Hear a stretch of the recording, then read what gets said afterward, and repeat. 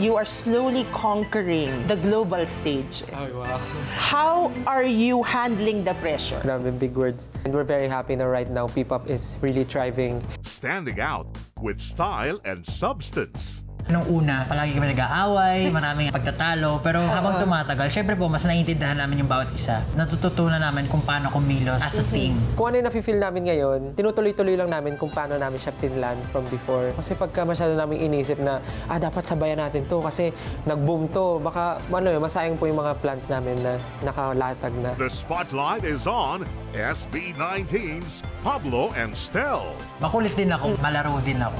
Pero yung ibang tao na hindi pa ako nakikilala, ang impression nila talaga, seryoso, ganyan, nakakatakot, stricto. This is the GMA Pinoy TV Podcast Special, hosted by Tony Pua.